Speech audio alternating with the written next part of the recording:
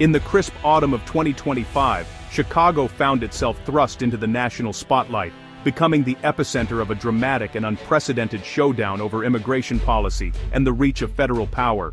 The city, long a symbol of American diversity and resilience, now stood at the crossroads of a conflict that would test the very foundations of the nation's constitutional order.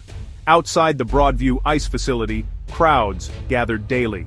The protests were mostly peaceful, with demonstrators calling for compassion and reform, but federal officials painted a different picture, claiming that threats were escalating and that local authorities were obstructing federal operations. Tension simmered as both sides accused each other of overreach and misinformation. This clash of narratives between local leaders and federal agencies set the stage for a looming constitutional crisis, one that would soon draw in the highest levels of government and the courts. In early October, the situation escalated dramatically. Texas Governor Greg Abbott, acting with the backing of the White House, ordered 200 Texas National Guard troops to Chicago.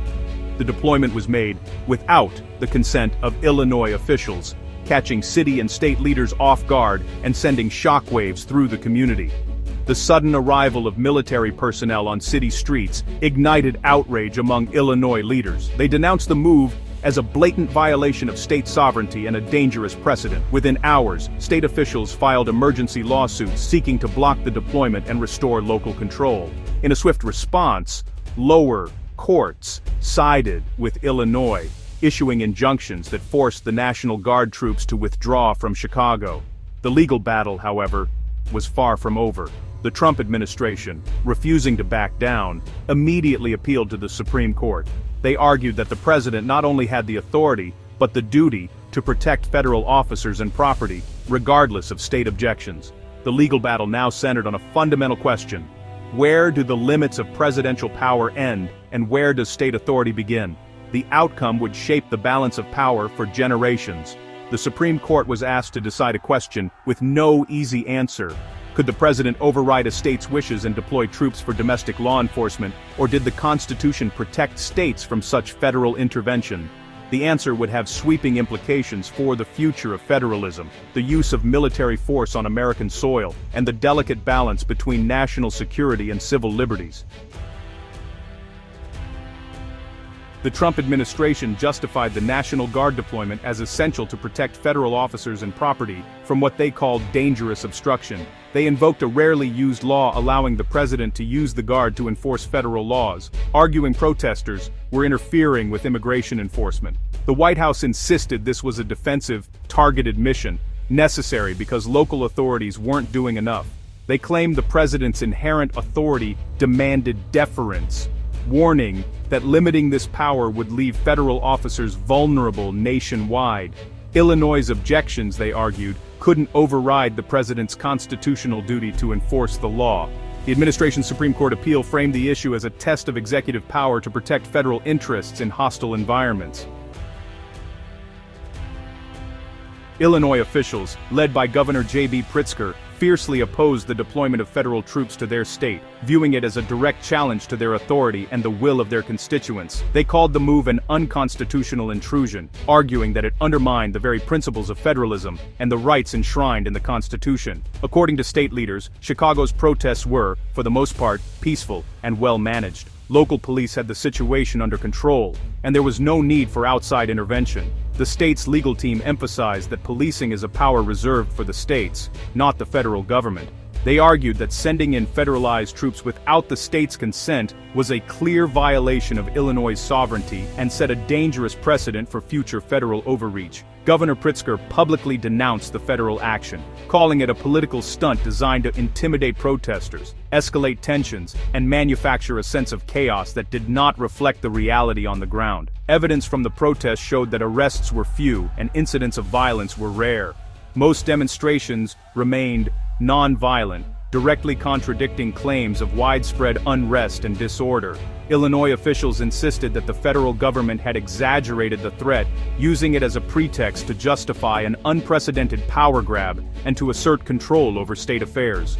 The state maintained that what was happening in Chicago was not an insurrection, but rather the exercise of protected political protest and free speech, core values in any democracy. Lower courts sided with Illinois, granting injunctions that forced the withdrawal of federal troops and reaffirmed the state's right to manage its own affairs. The legal battle quickly became a national referendum on the limits of federal power and the dangers of militarizing dissent, raising urgent questions about the balance between security and civil liberties. Ultimately, it was the judiciary that would decide where the line between state and federal authority should be drawn, setting a precedent that could shape the nation's future for years to come. On Christmas Eve 2025, the Supreme Court delivered a decisive setback to the Trump administration, sending shockwaves through the nation. The timing was striking. While much of the country was celebrating the holidays, the highest court in the land was quietly shaping the future of presidential power.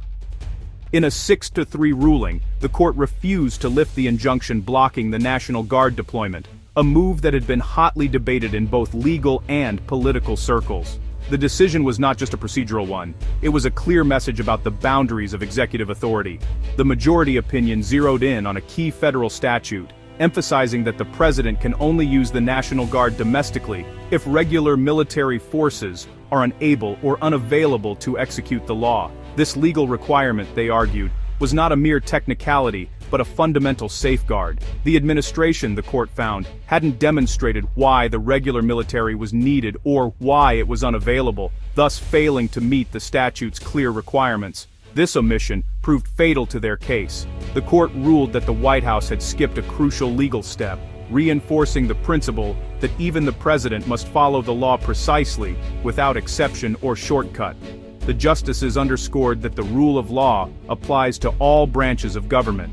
This decision checked executive power and signaled that the use of military force on U.S. soil faces strict legal limits. The ruling resonated far beyond the courtroom, sparking debate among lawmakers, legal scholars, and the public. While the ruling was temporary, it set a high bar for any future deployments of military forces within the United States. The court made it clear that such actions would not be taken lightly or without rigorous judicial review. The majority made clear, presidential authority is not unlimited, especially when it comes to domestic law enforcement.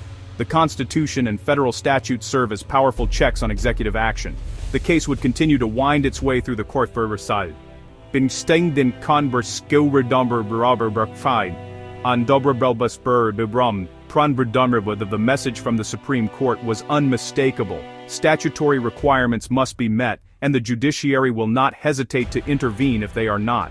The judiciary signaled it would closely scrutinize any attempt to use military forces at home, reaffirming its vital role as a guardian of constitutional limits and the rule of law. Central to the court's reasoning was the Posse Comitatus Act, which bars the military from acting as domestic police. The law preserves a strict line between military and civilian roles, a cornerstone of American liberty. The court noted a paradox: if the Guard was only protecting property, the cited statute didn't apply. If enforcing laws, it risked violating Posse Comitatus. The majority refused to create a loophole for broad presidential deployment of troops. Their decision avoided a direct clash with Posse Comitatus, but reinforced that exceptions must be narrow and explicit.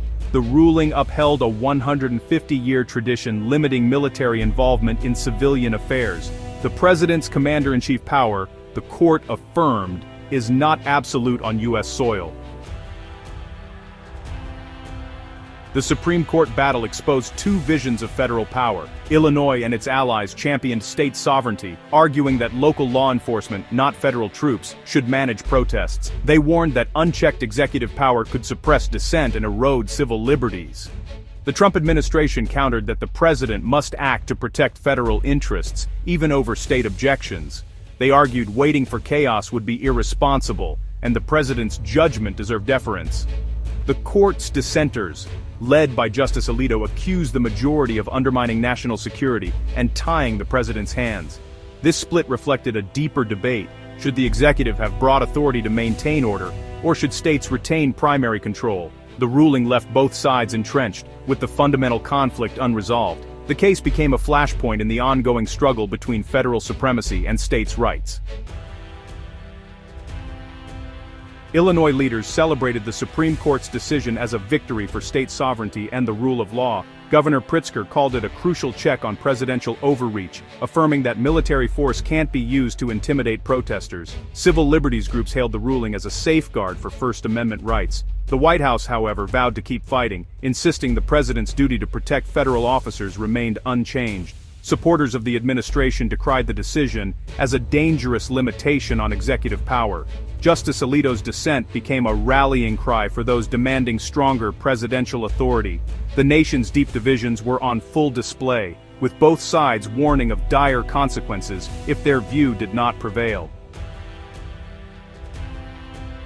The Supreme Court's 2025 decision set a powerful precedent, reinforcing strict limits on presidential use of military force at home. By insisting on statutory procedures, the court drew a firm line against the militarization of domestic law enforcement. The ruling strengthened states' rights, empowering governors to resist federal overreach. Future presidents now face a high legal bar before deploying troops domestically. Yet, the sharp split on the court ensures this debate is far from over. Dissenters argue for greater deference to the executive in national security matters. The Illinois case stands as a landmark in the ongoing struggle to balance order, liberty, and the boundaries of federal and state power. Its legacy will shape American law and politics for years to come.